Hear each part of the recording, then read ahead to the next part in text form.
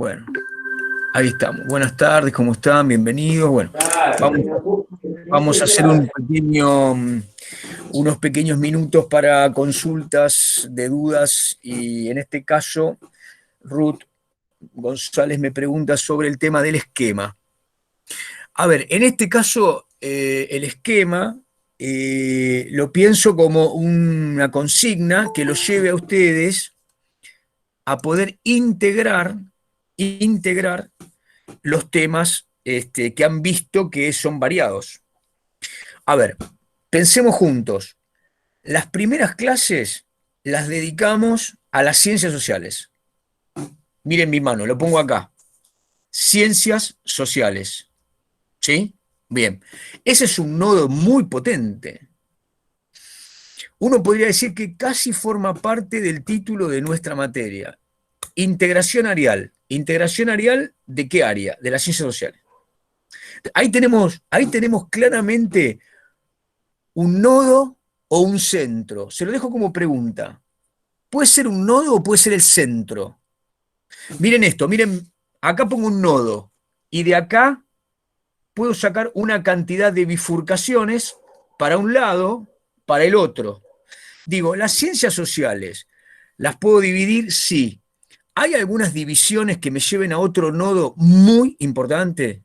Muy importante, sí. La respuesta es sí. ¿Cuáles son esos nodos? Algunos de ustedes están pensando historia y geografía, porque evidentemente han leído materiales acerca de historia, la mayoría, pero otros también han reparado en el tema del espacio, particularmente en el espacio, porque junto con la Economía también. temporalidad constituyen las coordenadas de esta integración areal. Paro acá, digo ciencias sociales y dejo boyando acá historia, dejo boyando geografía y lo pongo en suspenso. Pero además, algunos de los textos les plantean a ustedes otros nodos. Por ejemplo, les hablan recurrentemente de que ustedes, no les hablan a ustedes, pero digamos como que les hablan a ustedes, acerca de que ustedes están acá por la enseñanza en la historia o la enseñanza de las ciencias sociales. Entonces ya tenemos enseñanza de las ciencias sociales y ahí pueden aparecer otras categorías. Y además, esa enseñanza se vincula en algún punto con que no enseñamos cualquier cosa. Enseñamos las ciencias sociales que son disciplinas científicas. En los textos ustedes van a encontrar apelaciones permanentes a qué significa que haya una disciplina científica, cuál es el rigor, ¿eh? ¿Por qué existen ciertas limitaciones o ciertas metodologías que hacen que digamos, que dudemos, que busquemos certezas, que busquemos pruebas? Los textos dan vueltas sobre esto, sobre la enseñanza o la educación, como quieran ustedes, pero me parece que la enseñanza es una relación más directa. Sobre la cientificidad o ciencia, el centro indudable es historia y ciencias sociales, o ciencias sociales, eso depende de ustedes. Y después hay una cantidad de nodos que van apareciendo, una múltiple cantidad de nodos que puede hacer que historia se convierta en un nodo que dé lugar a otro espacio en donde la historia parece que se abre con múltiples complejidades. Al interior del nodo historia, uno hace clic e historia se abre con una cantidad de categorías. Entonces, cuando ustedes están haciendo esto que yo recorro ahora, lo que les va a pasar es que van a pensar, esto lo leí en tal texto y esto lo leí en el otro, y necesariamente el esquema los lleva a integrar. ¿Integrar qué significa? Cómo se vinculan, cómo se asocian los textos o cómo se disocian, porque puede ser que un texto y otro digan cosas que aparentemente son distintas, pero que ambas son necesarias de tener en cuenta para el análisis.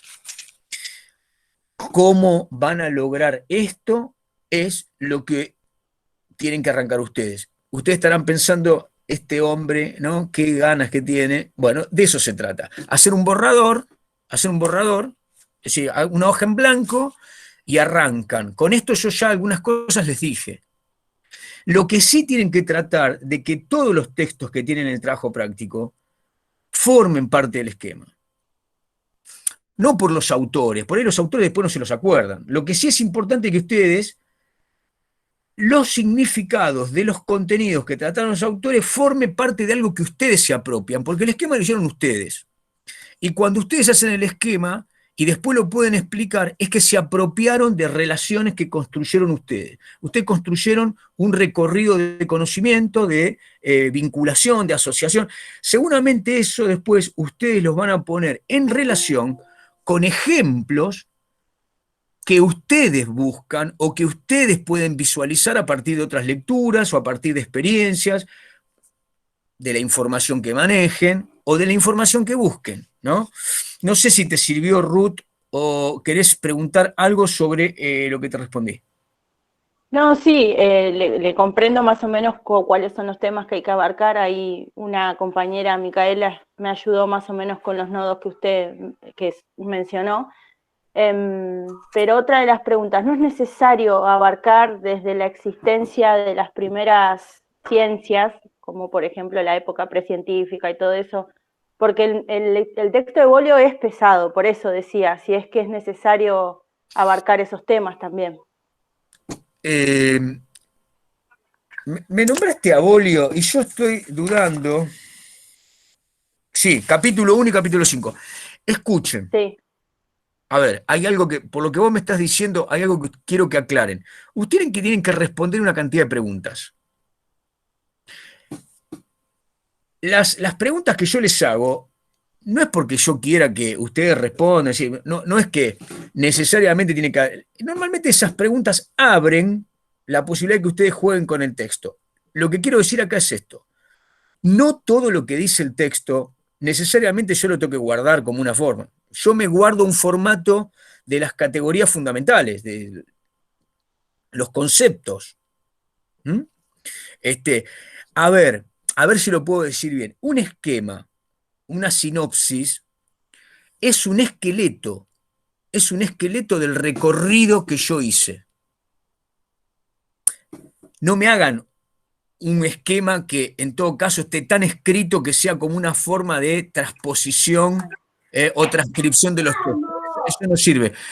A ver, vamos a decirlo claro. Un esquema es una integración de muchos textos que es complejo, es un trabajo complejo, esa parte es la más compleja, pero es una supersíntesis.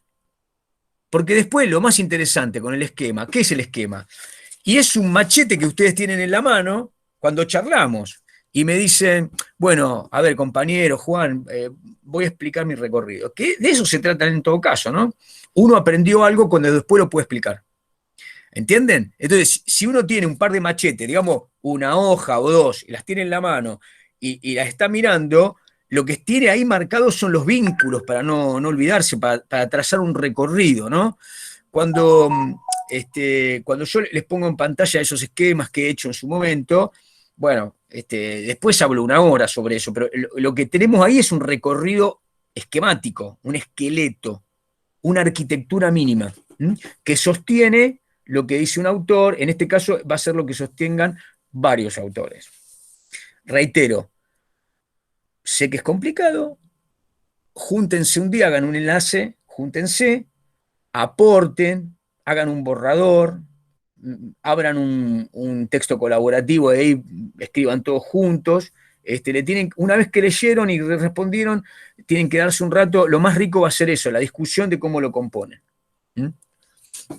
Profe, yo capaz de antemano me atajo un poco y capaz se parece mucho al cuadro que usted mostró al principio, porque inevitablemente saco ideas de ahí también. ¿A cuál de ellos, Ah, Ezequiel? perdón la palabra, que era un quilombo, que era El, muy el- difícil de entender al Primero, el de ciencias principio. Cis. sociales y ramifica historia, geografía, ciencias políticas. Claro, Claro. Ajá, sí. Yo la verdad quiero evitar como mirar capaz ese saqué algunas esquema. ideas de ahí, más el texto. Claro, pero como que al principio no tenía ninguna base, no sabía cómo arrancar y dije, bueno, a ver, ¿qué puedo sacar de acá? Esperen un cachito, esperen, ya que lo mencionan, porque vamos, a ver. Esto me hizo acordar de algo, ¿no? Quiero en este momento, eh, espere, que justo no lo tengo acá, ¿no? En este momento, quiero agradecer enormemente al capo, no sé quién fue, que me mandó un mail con me mandaron un mail con la digitalización de la periodización comparada que yo les di el otro día. Ahí está. Maravillosa. ¿Quién fue? Juan Creo que Ávila. Ávila. Ahí estoy, ¿eh? Ahí estoy. ¿Quién era? ¿Ávila? ¿Dónde estás? ¿Ávila? No tiene Profe, ahí micrófono, puso profe, que no dice. tiene Estaba micrófono. escribiendo en el chat. Ah, bien, bien, bien. No, no, está bien, que después cuente cómo lo hizo. Bárbaro. No, perfecto, una maravilla, una maravilla. No, no, no. ¿Qué aplicación usaste? Porque yo veo que copiaste exactamente la misma estética, ¿no? Pero escribiste sobre eso, me quedé con esa duda. Pero bueno, después lo charlamos. Dice que usó Photoshop, profe. Photoshop, mira, mira. Bueno, escuchen, vamos a ver por qué. Bueno, aguántenme un cachito. Que ya que lo mencionaron, que parece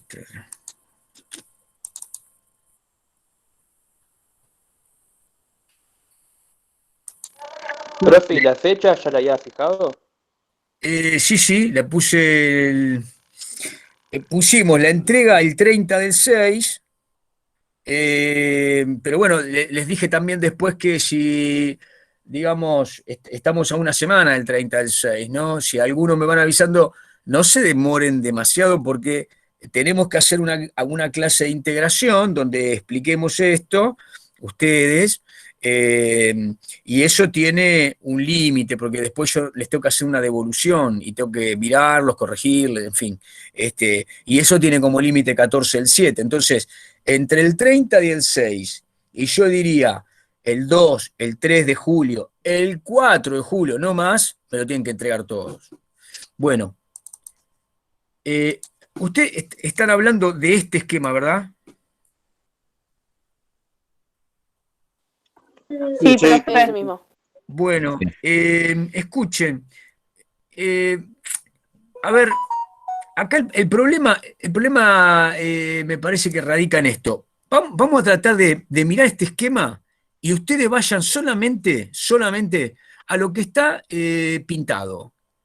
Ustedes tienen un centro acá, ¿no?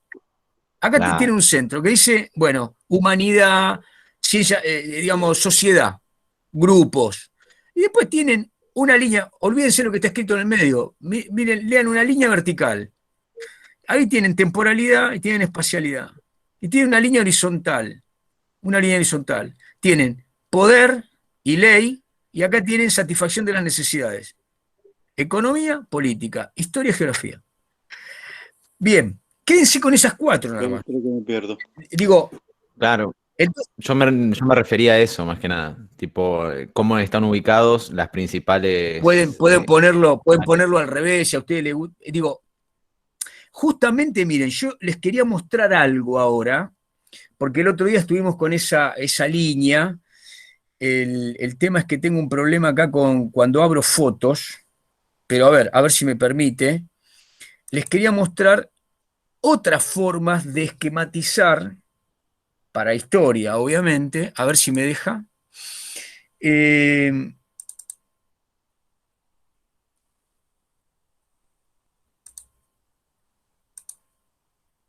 que a ustedes les pueda permitir. Bueno, esta es la que usamos el otro día. Estoy usando la versión, digamos, la versión espantosa. Eh, pero vamos a mirar otra, a ver si se las puedo agrandar. Bueno, fíjense. Bueno, aún así se ve poquito, pero a ver, si ustedes me siguen lo poco que les voy leyendo, lo más chiquito, ¿no? Fíjense, en este cuadro que yo usaba para enseñar mundial, yo acá, arriba, a la izquierda, tengo el origen de los tiempos. El origen de los tiempos. Miles de millones de años retrospectivamente. Entonces, tengo tiempos geológicos, arcaico, fíjense, proterozoico, cámbrico, ¿sí? Y sigo. Tengo una columna central donde anoto acá, primeras formas de vida unicelular. Pasaron miles de millones de años, Sigo. Condiciones probióticas. O sea, puede haber diversificación de la vida. Y empiezo. Edad de los invertebrados. Acá tengo cámbrico, ordovícico. Edad de los peces, silúrico, devónico. Edad de los anfibios, carbonífero, pérmico. Edad de los reptiles, triásico, jurásico, cretácico. Y lo que está pintado acá, miren. Entramos en la etapa de los simios superiores, de los mamíferos primero y de los simios superiores. Y aparecen palabras que tenemos que incorporar. Paleogeno, neogeno, pleistoceno, holoceno. Terciario, cuaternario. En esta línea que está acá está la descripción de las formas de los géneros de vida. Entonces, acá dice primeros mamíferos, ¿sí? Sigo Noctartus, sigo acá Procónsul, Dryopithecus, Ramapithecus, no importa, olvídense los nombres, Australopithecus, y sigo Homo habilis, Homo erectus, Homo sapiens sapiens. ¿Dónde estoy? Y hace unos 200.000 años.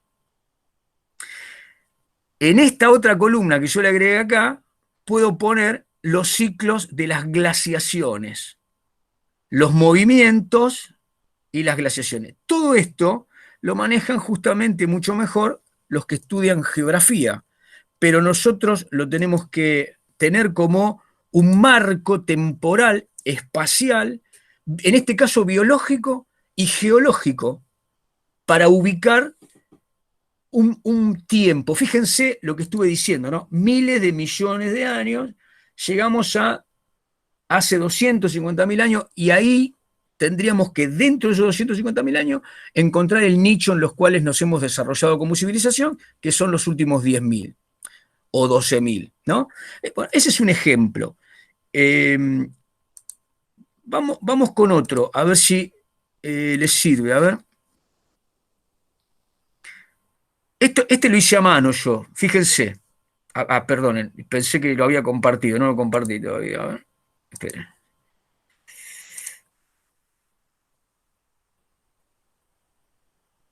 Maldición.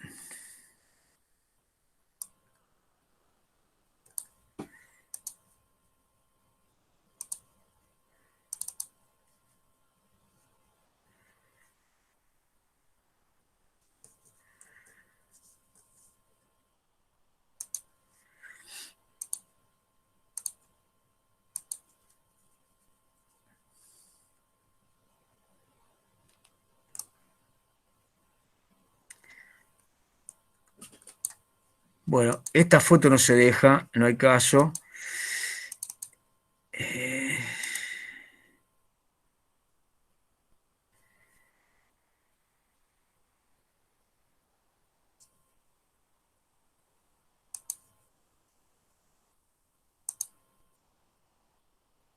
Bueno, no hay caso con esta foto. Cuando abro muchas fotos se me van todas. Otro ejemplo les voy a dar, para que vean otros esquemas.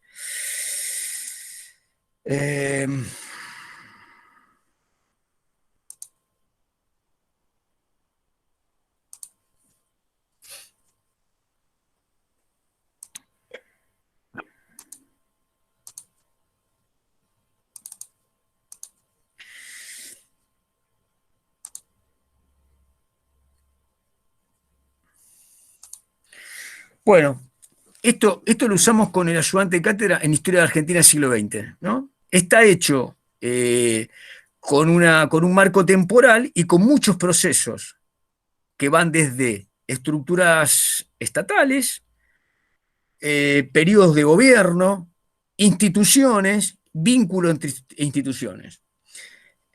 Es claramente una síntesis de un periodo más o menos importante en términos, digamos, para la historia argentina del siglo XX, un periodo más o menos importante, digamos, ¿no? Ustedes en este caso van a tender a copiar los esquemas que estuvimos viendo, pero no se den ataduras, digamos, ¿no? Como es un marco conceptual, probablemente ustedes van a tratar de utilizar, yo les sugiero que utilicen sinopsis, ¿no? O redes conceptuales. Traten de manejarse con flechas y hagan borradores. No hay, en este caso, ninguna síntesis, formato que yo les diga, eso es lo que tienen que hacer, eso está bien. Depende de lo que ustedes puedan explicar. Después lo van a ir puliendo y con el tiempo cada uno de ustedes va a encontrar síntesis. Calculo que cuando ustedes den clases van a poder tener todo digitalizado, no como yo que soy un desastre. Así que bueno, no sé si quieren hacer alguna pregunta ahora particular sobre una parte, pero para mí anda por acá la cosa, no le demos más vuelta.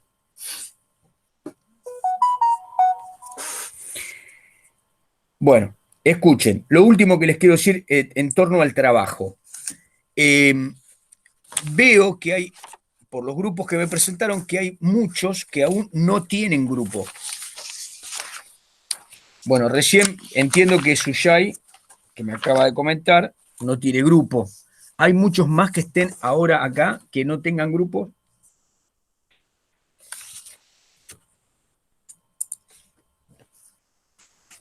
Bueno, en el caso de que así sea, y yo creo que ya hoy es límite, armen hoy los que estén acá que no tengan grupo, ármenlo y pónganse a trabajar. ¿Sí? Otra cosa que les voy a decir, no voy a llegar, Juan, no voy a poder completar todo el trabajo. Yo les diría que mejor es hacer algo antes de no hacer nada. ¿Me siguieron? Antes que no presentar nada, es mejor hacer una parte. Y después, cuando lo socializamos, bueno, tal autor no llegamos, no lo integramos. Pero digo, la idea que yo les quiero plantear es que este es un trabajo de lectura grupal. No llegaron, bueno, lo irán haciendo en el resto del tiempo que forme parte de la cursada. Pero lo que me parece que es peor que todo es no entregar nada. Porque ahí perdemos el hilo de la necesaria devolución. Algo me tienen que entregar y algo le tengo que devolver. Muy bien. Bueno, dicho esto, dejamos la parte organizativa, volvamos a lo que nos tenía trabajando. Vamos a ir a buscar bueno, no me quedó abierto, vamos a ir a buscar ese otro maldito esquema, ¿no? Con el que los torturo.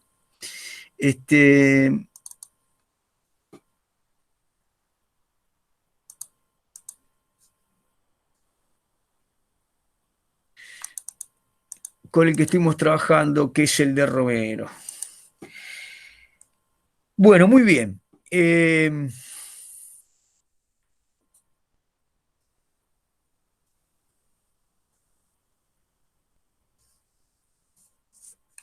Volvamos a la organización de Romero, ¿no? ¿Qué nos dice Romero respecto de lo que... perdonen que... A ver,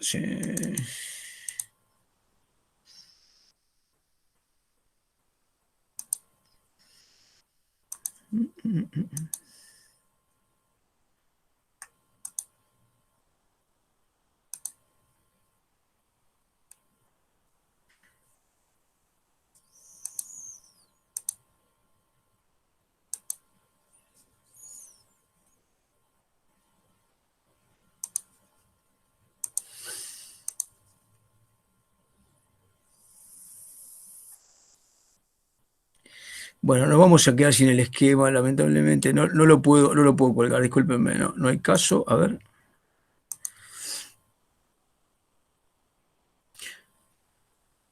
Vamos a hacer el último intento.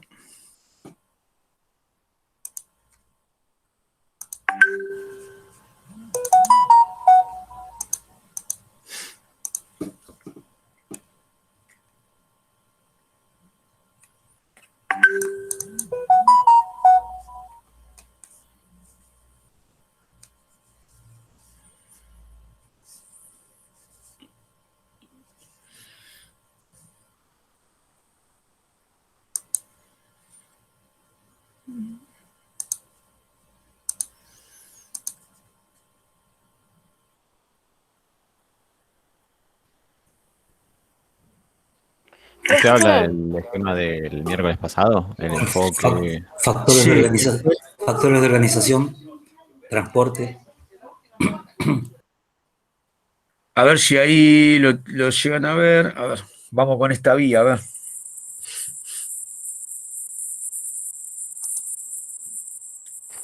Antes No, de que pase a otro tema, otra dale, pregunta.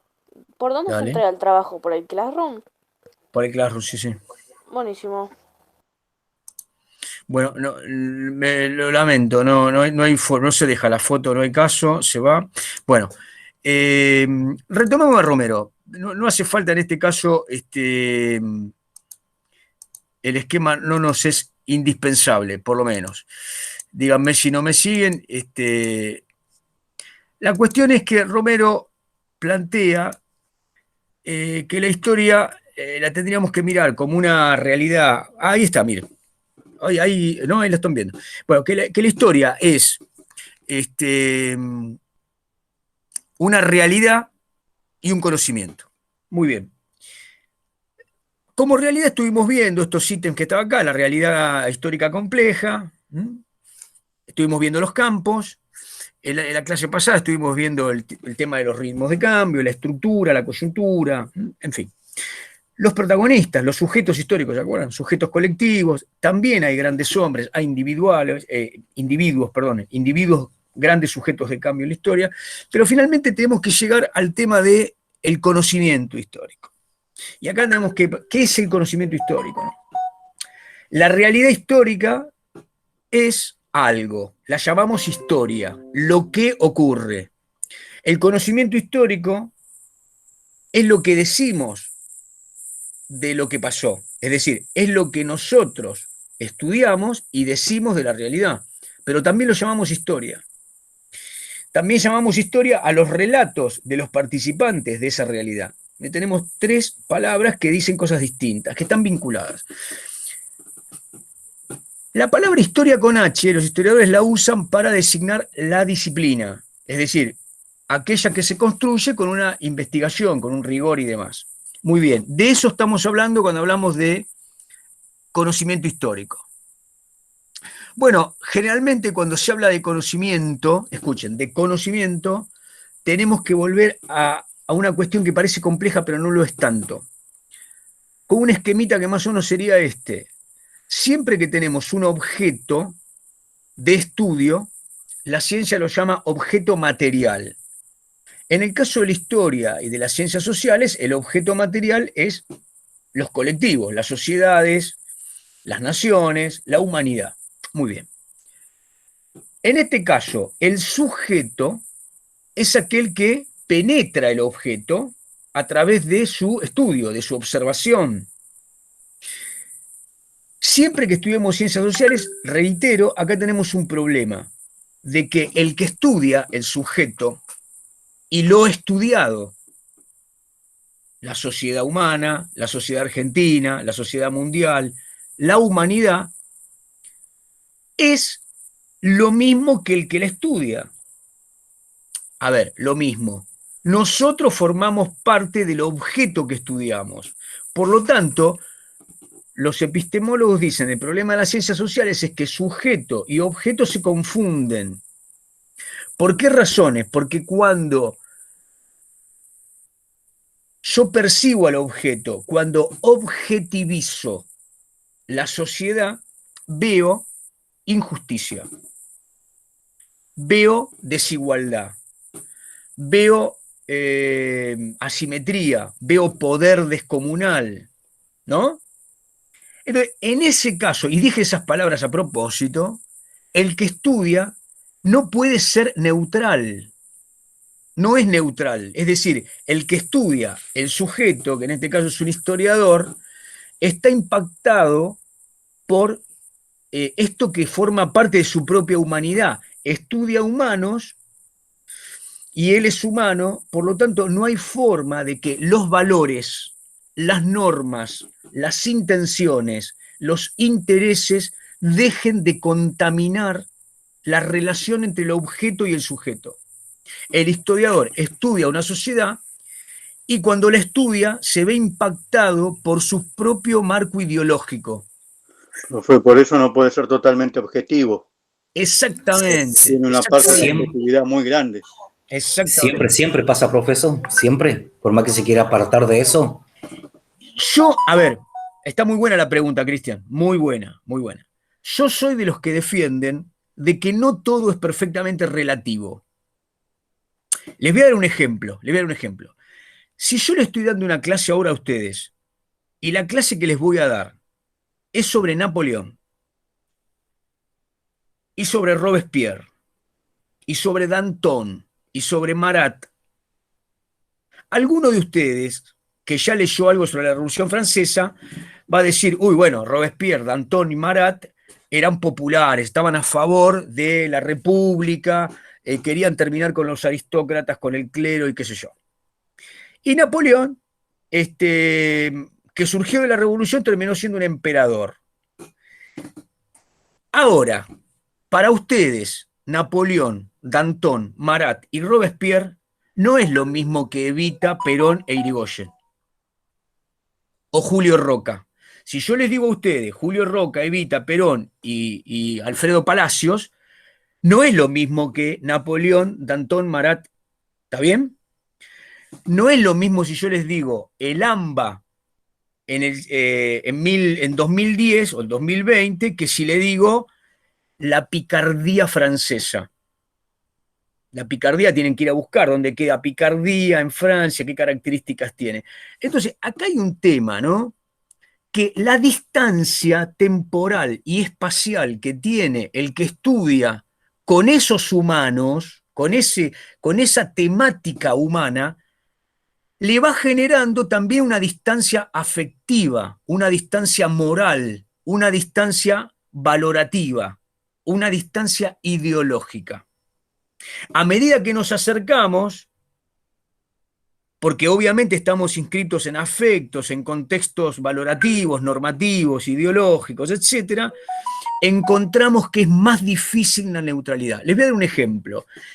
Los historiadores, hasta hace décadas atrás, trataban de no investigar las décadas, por lo menos de hacía 5 décadas al presente. Es decir, intentaban que los trabajos históricos y los archivos fueran indagados con un tiempo de blues, es decir, con una etapa importante. Eso se abandonó. Ahora hay un concepto que se llama historia reciente. ¿Por qué se hacía esto? Porque en general, cuando los archivos son abiertos y todos los que están en los archivos están vivos, hay una serie de complicidades, vinculaciones, reciprocidades afectivas que hacen que contamine la mirada. Entonces, cuanto más cerca estoy de los que tengo como objeto, más impactado estoy desde los puntos de vista que acabamos de decir. Pero supongan que yo les digo a ustedes que voy a hacer un estudio, porque estoy haciendo un estudio antropológico, y voy a tratar de ver las primeras comunidades de hace 750.000 años en el medio del África. Y me voy a estudiar con arqueólogos. La verdad es que los huesos, los fósiles, el registro que dejaron aquellos antepasados, no me mueven un pelo. Estaré absolutamente neutral respecto de la capa de la tierra, del resto, de cómo murió Señato, que tiene el hueso quebrado y que se nota, el cráneo partido, etc. Entonces, si veo esa necrópolis y la comparo con un cementerio que queda dentro de mi barrio, en el cual están enterrados buena parte de vecinos que yo conocí, la cuestión es fundamental. Entonces, la pregunta de Cristian es muy importante por esto. No todo es relativo. No obstante, los estudios sociales y los históricos en particular tienen una objetividad que tiene que estar permeada por esto que digo. Es decir, el que estudia desde una perspectiva, no estudia desde un lugar neutral. Supongamos que yo les digo que voy a estudiar la meteorología. Para mí, Júpiter, Venus y la estrella tal, las voy a registrar tal como aparecen y no va a haber nada que contamine los elementos de observación y registro. Mientras que cuando yo registro, observo, analizo elementos de la sociedad que compongo, siempre lo hago desde un tamiz valorativo. Esto es así, por lo tanto, claramente, cuando hablamos de neutralidad y de objetividad en historia, tenemos que hacer este apartado. Y por eso es muy importante que los que estudiamos historia, cuando vamos a ensayar un periodo fuertemente polémico, por ejemplo, un periodo fuertemente polémico es, dentro de un rato yo estoy con los estudiantes de cuarto año de historia, y vamos a analizar el periodo del origen del socialismo, y el origen del anarquismo, y los conservadores. Bien, y resulta que se mataban a palazos, y la policía brava del régimen los perseguía, los deportaba, finalmente algunos los fusiló. Entonces, la cuestión en esos casos es ir a los documentos. ¿Qué decían los anarquistas? ¿Qué decían los socialistas? ¿Qué decían los radicales? ¿Qué decían los conservadores? ¿Qué decían los periódicos de la época? ¿Qué opinaba la mayoría? En esa sociedad de 1910, 1920, las opiniones se repartían de acuerdo a los intereses, de acuerdo a la estructura social, de acuerdo a los vínculos políticos, de acuerdo a la riqueza. Bien, lo que yo tengo que enseñar a los estudiantes el día de mañana es que la sociedad de la Argentina a principios del siglo XX tenía esta complejidad y presentarla lo más parecido a lo que fue. Profe, eso quería agregar, que mañana cuando yo escriba un informe, lo que lean mi texto o libro, van a tener, sí o no en parte, mi mirada, la que yo dejé plasmada. Sí, muy bien. Y seguramente los que te lean van a terminar planteando, bueno, Cristian Benítez es un historiador que tiene un sesgo claramente epistemológicamente marxista, suponete, ¿no? O epistemológicamente positivista, o epistemológicamente crítico, pero cercano al peronismo, o pero cercano al antiperonismo, o desarrollista, o católico. Y eso no está mal. El problema es que Cristian Benítez, cuando escriba su libro, no mienta, no oculte pruebas, trate de mostrar, en lo que dice en el prólogo, trate de mostrar un desarrollo en el cual utilice una metodología de análisis que al que lea el libro le quede clara esa perspectiva. Ahora, está claro que los que leen historia van a entender que esa no es la única perspectiva. Dicho todo esto, ¿a quién llamamos los mejores historiadores? ¿Por qué decimos que hay grandes historiadores? Son justamente aquellos que registran una época y que pueden ser leídos por la mayoría de las corrientes ideológicas, políticas, y aún así ser didácticos, explicativos y profundos. Hay grandes historiadores marxistas, grandes historiadores católicos, grandes historiadores liberales, pero el cuadro que trazan es tan nutrido, tan agudo, tan persuasivo, y bueno, de eso va la cuestión. Pero, digamos, primera cuestión, la objetividad la tenemos que correr. No es la objetividad que manejan ninguno de los otros planteos cientificistas. No le pertenece a la historia ni a las ciencias sociales los planteos de objetividad del resto de las disciplinas. Bien. Bueno, ahora entramos en una cuestión que es un poquito más problemática. La historia, a lo largo de los últimos 100 años, vamos a redondear, a lo largo de los últimos 100 años, tuvo un proceso de larga fragmentación. Yo algo les conté, pero lo voy a repetir. ¿Se acuerdan que hablamos de Anales el otro día? Distintas escuelas. Claro, distintas escuelas. ¿Se acuerdan que hablamos de por lo menos dos grandes etapas, ¿no? Una etapa donde la historia era política y donde las instituciones fundamentales eran la diplomacia, la guerra, la constitución de los estados, los congresos, la ley. Por lo tanto, esas historias que surgieron desde mediados del siglo XIX hasta principios del siglo XX, entendían que, para que a ustedes les quede el ejemplo concreto, entendían que la historia no pasaba por la masa. La plebe, el populacho, la masa productora, no era un sujeto. Ahí no se decidía casi nada de lo importante de la historia. Los tipos no lo decían esto, ¿no? Estaba en la época. La época tenía claramente hombres educados, que eran la minoría, el 5, el 10%, y las masas iletradas. No había sistemas de educación general. Comenzaban recién las luchas de los trabajadores por sus derechos. Entonces, la historia era política.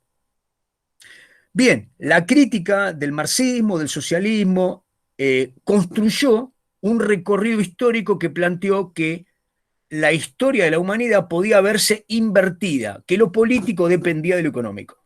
Entonces, la teoría de Marx fue muy importante y durante décadas toda la historia que se empezó a hacer era fundamentalmente económica. Así que pasamos de la historia política, la escuela alemana, por ejemplo, a la historia marxista y todas las escuelas que tomaron de Marx la penetración de su relación, ¿no? Y de otros, no solamente de Marx. Bueno, nace la sociología, que aporta mucho, y finalmente, entre la Primera y la Segunda Guerra, aparece, ¿se acuerdan? La Escuela de Anales, muy importante, que dice, bueno, la verdad es que ni política ni económica, política y económica, y demográfica, y geográfica, y sociológica, y antropológica, es decir, las miradas tenían que ser de múltiples sujetos. Entonces, ahí apareció una gran riqueza, y esa escuela fue llamada escuela social, la historia social. Y a partir de la Segunda Guerra Mundial en adelante, a partir de los años 50 sobre todo, se profundiza algo que algunos autores llaman la historia como una disciplina bulímica. ¿Vieron? Digamos, la enfermedad de la bulimia es aquel que come todo, ¿no? Entonces, la historia parece ser una disciplina que no deja de aportar nuevas miradas. El otro día yo les planteaba, por ejemplo, nadie podía pensar que tuviésemos una historia del amor o una historia del sexo. Dejemos la historia de las mujeres, que es una buena aparición como sujeto histórico. ¿Se acuerdan? Yo les decía, de la historia social surgió fundamentalmente en la Escuela de Anales y un poco después, que lo que no se visibilizaba en la historia era que dentro de las explotaciones que existían entre los propietarios de la tierra y los campesinos, entre los propietarios de los medios fabriles y los obreros, etcétera, era que a su vez en cada hogar, en cada lugar, las mujeres eran siempre explotadas por los hombres. Y por la sociedad, porque la sociedad entendía que la mujer estaba sometida a una voluntad, si ustedes quieren, que no podía darle elección respecto de el mantenimiento de la natalidad. Por lo tanto, bien, la historia de las mujeres dio lugar a muchas otras, ¿no? Hoy ya se hacen historias de género, porque se dicen, escuche, se dice, no hay historia de hombres y historia de mujeres, hay historia de géneros. Y hablar de hombres y mujeres es binario. Existen otros géneros, sí, es verdad. Entonces, bueno, existen recorridos históricos que buscan ese sujeto. ¿Cuándo surgió? Obviamente es reciente, tendrá algunas décadas. Pero lo mismo pasa con, escuchen, las masas vulneradas de la Edad Media. ¿Hacían algo que quedó inscripto? O sea, su comportamiento, su conducta, ¿dejaba inscripto en algún lugar cómo pensaban? ¿A qué le temían? ¿Por qué tenían determinados rituales? ¿O por qué no? Entonces, la pregunta que se hicieron los historiadores es, al no tener escritura, quedaron fuera del relato. Sin embargo, la Escuela de Anales recupera una cantidad de otro tipo de testimonios a partir de la lingüística, a partir de la arqueología, y aunque eran grupos ágrafos, sabemos que podemos registrar un nuevo sujeto, ¿no? Esos sujetos son un poco complejos. Por ejemplo, la historia de la vida pública y la historia de la vida privada, por lo general lo que demuestran es que no nos comportamos igual en la esfera del todos, en la esfera de la sociabilidad, que en la esfera de la domesticidad. En lo doméstico entendemos que hay algo íntimo, y eso íntimo hace que lo que podemos registrar de la vida de las sociedades tiene una distinción. Bueno, ahí existen una cantidad de recorridos. Y no son menores, como les decía el otro día, la historia de la infancia, que es un niño, la historia de la adolescencia, la historia de la juventud, la historia del amor, la historia del hambre, ¿no? La historia de la muerte. ¿Cómo nos comportamos respecto de los rituales que finalmente dan inscripción a que en una sociedad haya cementerios colectivos o enterremos a los muertos en forma vertical u horizontal, etcétera, etcétera, nos lleva a campos diversos? Bien, paremos un poquito acá. Esos nuevos sujetos no han dejado de aparecer, ¿no? Últimamente se habla de, por ejemplo, de la historia reciente y se vincula con procesos que tienen que ver, escuchen, con la memoria colectiva, ¿no? Con la memoria colectiva. Muy bien, paremos acá. Ustedes van a una librería y se van a encontrar con historia mundial o historia universal. Esa historia mundial o historia universal, en realidad, es la historia de una parte del mundo. Cuando ustedes revisan el prólogo, se encuentran que por ahí no incorpora Oriente. Se van a encontrar con historias que son... europeizada. ¿Cómo? Una historia europeizada, o sea, la visión de Europa mayormente de la historia. De las que más consumimos nosotros, las que más aparecen en los anaqueles, son historias obviamente etnocéntricas, eurocéntricas. Occidentales diríamos nosotros, ¿no? Porque miren qué complejo que es. ¿Quién no incluiría a Japón dentro de la historia, de la historia occidental? Sin embargo, es un problema. Piensen en Hong Kong y piensen en Japón, sobre todo en Japón, que se occidentalizó hace mucho. Sin embargo, es un mix, porque uno diría que Japón no dejó de ser oriental en el marco de su educación. Es decir, hay un sustrato oriental. Sin embargo, claramente entendemos que la cultura oriental está mucho más en la península malaya, en la península hindú y en China. No obstante, el occidente no es solo un concepto de historia de una región del mundo, se expandió, ¿no? Por lo tanto, fíjense qué complicado que uno va a buscar una historia mundial y se encuentra con que tiene 30 volúmenes, la historia mundial, o un volumen solo. Después entramos al prólogo y entendemos que esa historia mundial tiene un sesgo, habla de economía, historia mundial, pero historia económica mundial, o historia política mundial, o historia geopolítica, o historia de los posicionamientos ideológicos macroestatales, cómo se comportaron los países en sus vínculos, en sus pujas, en sus enfrentamientos. No lo estoy haciendo a propósito complicado, ¿eh? Hagamos un recorrido para entender. Bajo de ahí voy a otro anaquel, dice historia americana. Entonces me encuentro con una historia colectiva que dice historia de América. Cuando entro al prólogo, no está Estados Unidos, no está Canadá. Dice historia de América Latina. Voy a otro y dice historia iberoamericana, de los países colonizados por España. En algunos casos incluyen a Portugal y a Brasil, en otros casos no. Y así me encuentro con distintos recortes. Entonces, fíjense, podemos encontrar el conocimiento histórico ordenado por la región, el mundo occidental, el mundo oriental, el mundo todo, es complicadísimo, encontrar el mundo todo, complicadísimo. Regionalmente, historia de África o historia americana, centroamericana, sudamericana, América anglosajona. Difícilmente encontremos una buena historia de toda América que incorpore Estados Unidos y Canadá más todo el resto. ¿Por qué? Y porque los desarrollos fueron bastante asimétricos. El Canadá y los Estados Unidos, con su colonización francesa, holandesa e inglesa, tuvieron un desarrollo y una relación muy compleja con México hacia el sur. Profe, mismo con el tema de las Guyanas. Sí, decí Susay de nuevo. Mismo con el tema de las Guyanas, que, o sea, si uno se pone a fijar en el tema de América, se sabe por ahí más de lo que vendrían a ser los que fueron conquistados por los españoles y no esos 3 países chiquititos que están juntitos, que casi no sabemos nada de su economía ni tampoco de su historia. Y si te tenés que poner a investigar, es aparte, porque casi ningún libro habla de esas cosas, de cómo se desarrollaron y nada, pero es por el tema de por quiénes fueron colonizados.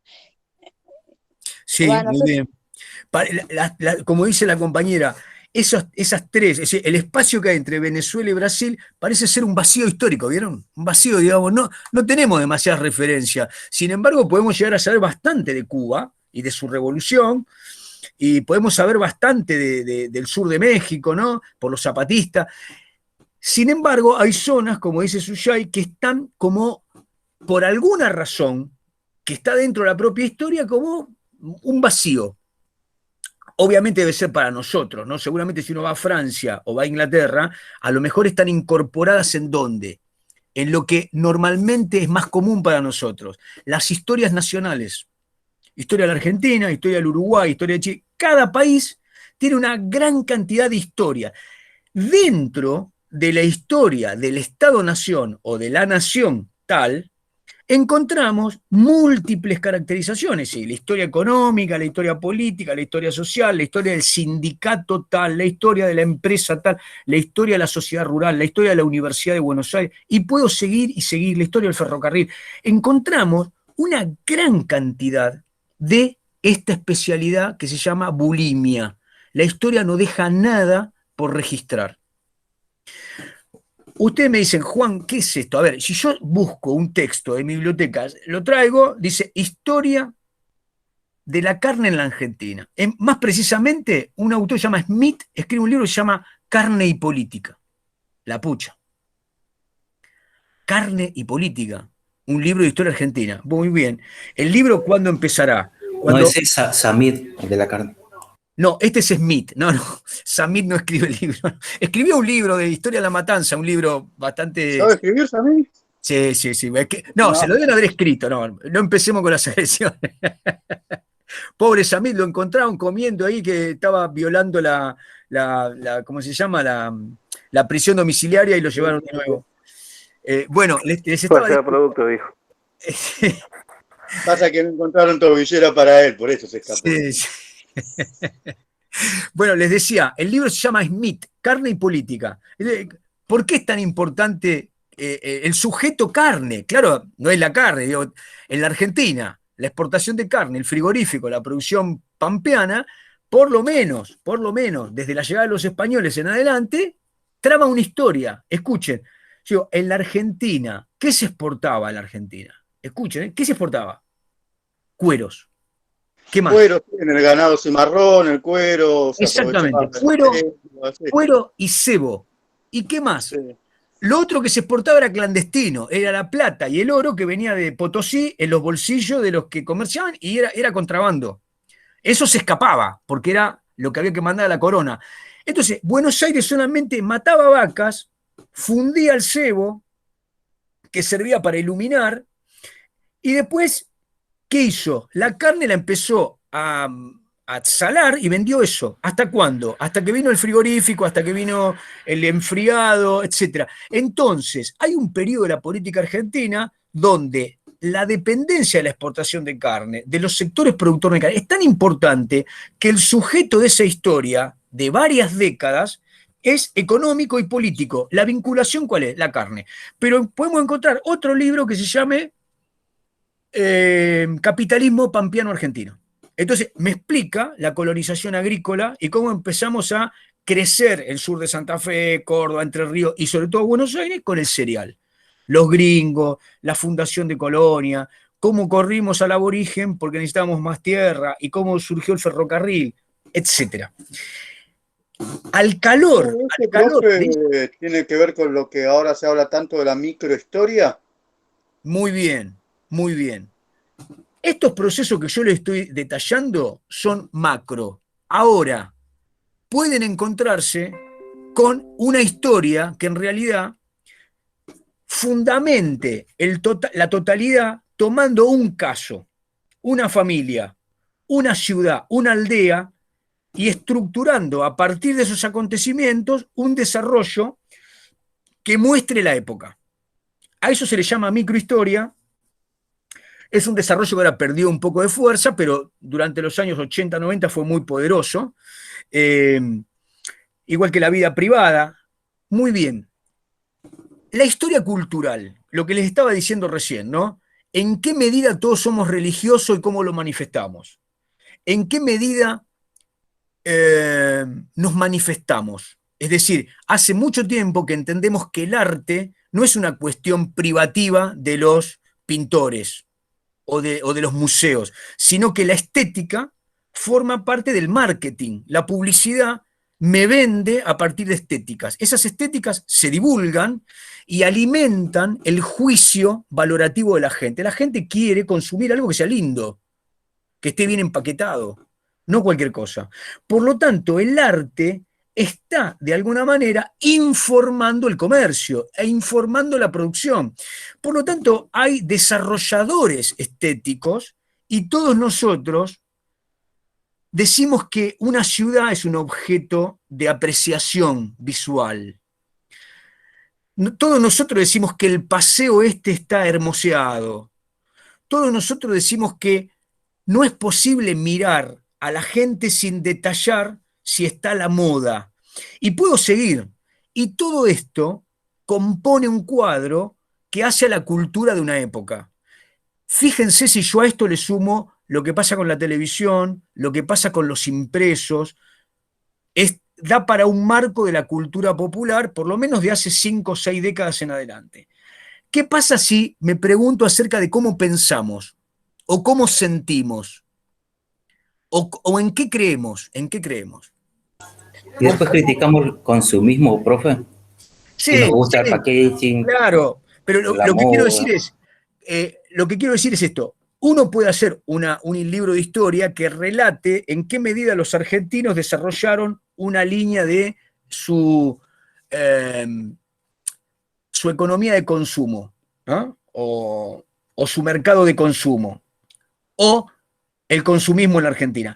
Lo que estoy diciendo es que las miradas históricas después se van haciendo cada vez más minuciosas y que a partir de ahí aparecen nuevos sujetos, ¿no?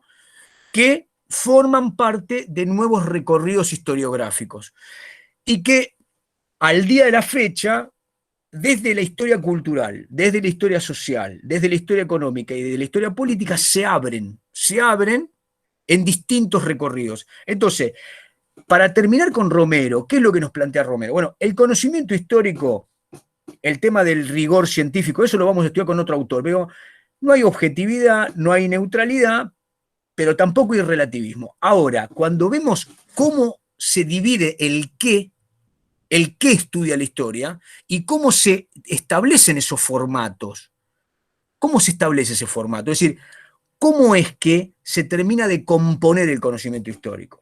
Bueno, hago un punto acá, entro de nuevo a la librería y en vez de ir a los anaqueles de la izquierda, voy a los de la derecha y me encuentro historia de la ciencia. Historia de la ciencia en Argentina. Historia del boxeo en la Argentina. Historia de los deportes, historia del fútbol. Y puedo seguir. Historia del arte. Historia de la pintura. Historia de la pintura en el siglo XIX en América. Historia de la literatura. Y así. Entonces, esos rangos, ¿son todos culturales? Sí, son todos culturales. Algunos son recorridos clásicos, como por ejemplo la historia de la filosofía, la historia de la ciencia, la historia de la religión. Pero últimamente uno encuentra libros que busquen, sí, historia del fútbol. En la Argentina seguramente hay muchos libros de historia del fútbol o de historia del deporte, y son recorridos que no existían hace algunas décadas. ¿Con qué tiene que ver esto? Y bueno, con la explosión de un nuevo sujeto histórico. Seguramente, a ver, le voy a decir, ya no sé qué lugar elegir, pero me imagino que en alguna isla del Pacífico no debe existir la historia del fútbol, porque el fútbol debe ser totalmente periférico a su vida. ¿no? Hasta hace un tiempo en algunas sociedades el fútbol era periférico. Entonces, seguramente no forma parte de la cultura de ese lugar. Ahora, en países como Italia, España, Brasil, Argentina, Alemania, el fútbol registra una atmósfera de época muy popular, muy importante, que trama la memoria colectiva y trama la cultura de ese país de una manera muy, muy intensa. ¿Hasta qué punto? Al punto tal que puede aparecer un ensayista y decir, en la Argentina se hace política con el fútbol. En Italia se hace política con el fútbol. Cualquier futbolista muy famoso en algún momento es tentado para ser candidato, y muchos lo fueron. Entonces, ahí nos damos cuenta que algo es histórico. Es decir, cambia de un fenómeno más o menos irrelevante, se convierte en un proceso relevante. Bueno, en las últimas décadas, cuando lean Romero, van a ver, me puedo estar olvidando de alguna, pero más o menos les comenté las corrientes fundamentales. En la carrera de historia, los 4 años que estén acá, o alguno estará algún año más, vamos a leer, por lo menos cuando estén en tercero y en cuarto conmigo, vamos a leer textos fundamentalmente de los 4 campos fundamentales, de historia económica, de historia política, de historia social y la historia cultural, ¿sí? Pero en muchos casos tenemos necesidad de ir hacia esos espacios que les menciona Romero, como la fragmentación, la especialización. Esa sería la palabra. La historia es bulímica porque necesita especializarse de manera creciente. Es decir, buscar especializaciones implica que algunos fenómenos hay que investigarlos, y esos fenómenos no eran investigados antes, no se los consideraba históricos, ¿no? Para nada, para nada. Es más, digamos, después de 40 y pico de años de leer historia, me encuentro con que los primeros 20 uno no tenía ni la menor idea de algunos textos que se estaban escribiendo en Europa y que nos llegaron, como siempre, un poco tardíamente, ¿no? E impactan completamente la formación que tenemos como profesores en historia. Esto, por lo general, no le suele suceder a todas las disciplinas, ¿no? Por esa razón, le tengo que explicar a muchos, y calculo que a ustedes no, por qué razón tengo a mis espaldas varias paredes llenas de libros, o tengo otras partes de mi casa llenas de libros. ¿Por qué razón? Bueno, porque a lo largo de mi vida, fundamentalmente, el artículo que portaba un conocimiento nuevo es un libro. Ahora seguramente tendremos archivos. Pero ¿por qué razón el resto de los especialistas de otras disciplinas nos miran a los que estudiamos historia y nos dicen, ¿por qué tanta diversidad? ¿Por qué se abren tanto? ¿Por qué es necesario abrir ese conocimiento de tal forma? Bueno, creo que la respuesta a esa pregunta es un poco lo que estamos hablando hoy, ¿no? Lo que pasa es que la historia es holística, ocupa todos los aspectos de la vida y de la cultura y de las ciudades. Sí, señora, muy bien. La palabra holística es esa, que trata de abarcar la totalidad. Pero, escuchen, me vino bien lo que dijo Carla.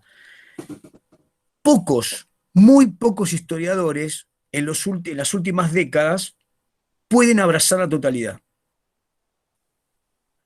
¿Por qué? Pocos historiadores pueden abrazar la totalidad.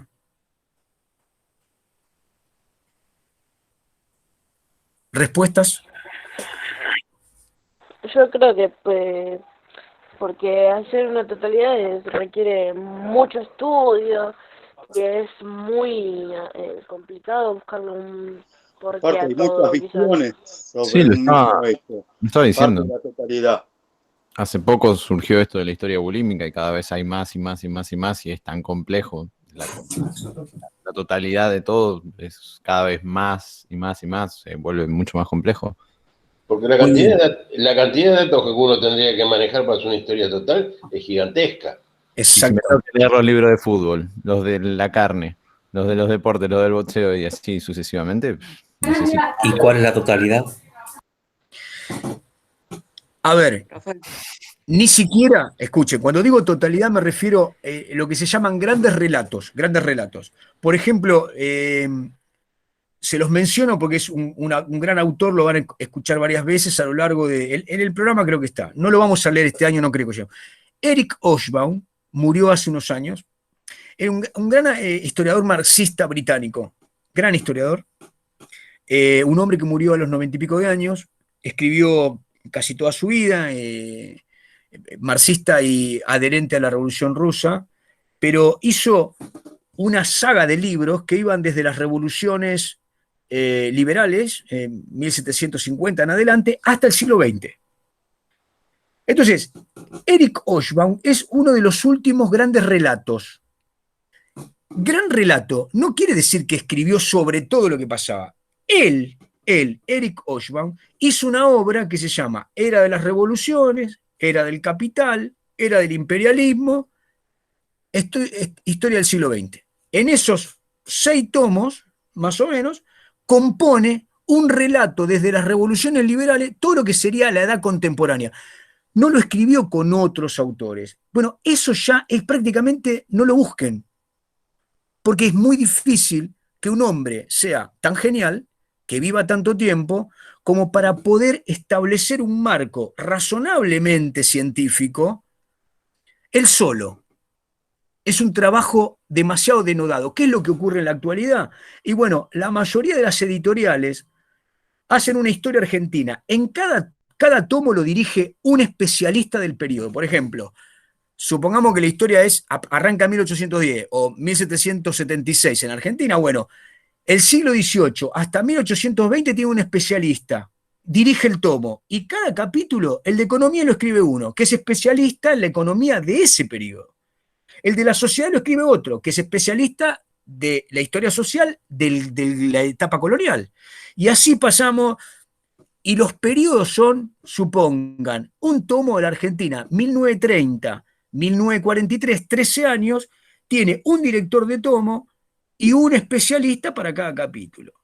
Habrá uno sobre la arquitectura, uno sobre la ciencia, obviamente varios sobre la economía. Capaz que hay un historiador que se dedica al capítulo de industria y otro que se dedica al agropecuario. ¿Por qué? Como la revista Toda esa Historia, ¿no? Exactamente, porque los espacios, vamos a llamarlo como lo dice Romero, los campos se han ampliado tanto con el conocimiento que tenemos hoy que es imposible abarcarlos de manera científica. Hace falta mucho trabajo de muchos historiadores, por lo tanto van a ver que ustedes cuando lleguen a cuarto, ustedes van a tener investigación histórica en tercero, 1, investigación histórica 1, y en cuarto, investigación histórica 2. La investigación histórica 2, el profesor, en este caso una profesora, les va a decir, bueno, ¿de qué van a escribir? ¿Qué van a investigar? Durante cuarto año van a tener que hacer una pequeña investigación. Entonces, yo les sugiero, busquen un tema que en principio conozcan, que sea fácil de conseguir autores que han escrito, ¿entienden? Para hacer un componente que les lleve poco tiempo. Si uno elige, supongan que ustedes elijan un tema, ¿no? Que implique el siglo XIX y que suponga que en ese periodo hubo un congreso y ese congreso se llevó a cabo en Salta o en Tucumán. Los legajos están en Salta o en Tucumán. Bueno, marcha a Salta, marcha a Tucumán. Tienen que ir allá. Ni les digo si ustedes además quieren trabajar de manera muy total, y eso implica ver los archivos de los españoles que entraban a guerrear. Los archivos están en Lima o pueden estar en Cádiz. Marcha a Lima, marcha a Cádiz. ¿Se entiende? Entonces, el trabajo de reposición de la búsqueda para armar una historia implica ver las fuentes, los documentos, buscar los libros, porque seguramente los libros de época, los testimonios, no están todos en el mismo lugar. Bueno, en estas épocas estamos avanzando y vía de la virtualidad, muchos podemos acceder a documentación que no está en el país. Pero vamos a ser honestos, salvo en los países centrales, Alemania, Inglaterra, Estados Unidos, Francia, no tienen sus archivos digitalizados. No es que yo entro, ¿entienden?, al archivo de Francia y me dejan entrar y le digo, muéstreme el acta del Congreso de los Anarquistas en 1893. No, todavía no es posible eso, ¿no? Por lo tanto, el trabajo histórico... Yo les diría esto, para terminar la clase, por lo menos conceptualmente. Esta clase tiene que servir para que entendamos bien lo complejo, lo intenso, lo extendido que es el trabajo de los historiadores. Esto nos tiene que llevar a nosotros a expandir el respeto por el trabajo de la historia, de los que hacen historia, ¿no? Los investigadores. Y también a munirnos de la capacidad para penetrar los textos de historia desde una mirada más comprensiva respecto de quién escribió, por qué escribió sobre esto, desde qué lugar escribió. No desechar un libro porque en realidad dice cosas que no me gustan, sino tratar de entender desde dónde lo escribió. Porque los libros de historia no son neutrales. Sí le tenemos que exigir que los textos nos muestren dónde están esos testimonios, que sean rigurosos, pero las conclusiones a las que arriben y las propuestas que tengan pertenecen a una perspectiva que si yo quiero ser profesional y ser un profesor de historia con una multiperspectividad, tendré que asumir a esa lectura y en ese caso sí, asumirla desde el lugar del que escribió. ¿Entienden? Esto me parece que es lo más riguroso que tenemos que hacer como futuros profes de historia. Al margen, esto es al margen de que lo que nosotros creamos como ciudadanos o como individuos, ¿entienden? Enseñar historia profesionalmente implica conocer esas perspectivas. Y previamente saber que la apertura y la expansión del conocimiento histórico tiene estos recorridos, que son francamente inabarcables. Bueno, gente, damos por finalizado con esto. Ahora me hacen las preguntas que quieren o hagan los aportes. Pero con esto, Romero, digamos, esta primera apertura de los campos históricos, del conocimiento histórico, lo vamos a dejar por acá. Seguramente cuando ustedes vayan leyendo Vilar, vamos a volver sobre alguno de estos puntos, no desde el mismo lugar, pero vamos a volver. Preguntas, comentarios.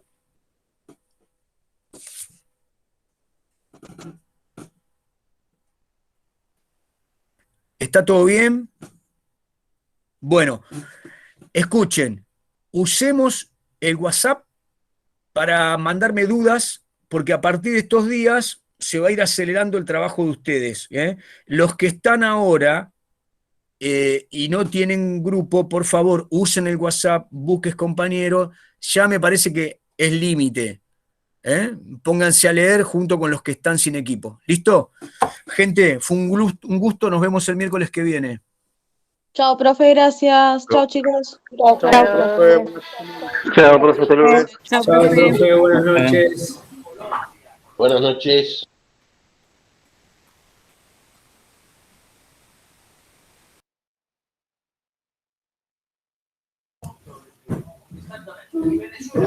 Bueno, chicos. Chao, Cristian. Chao, nos vemos, chicos. Hasta luego.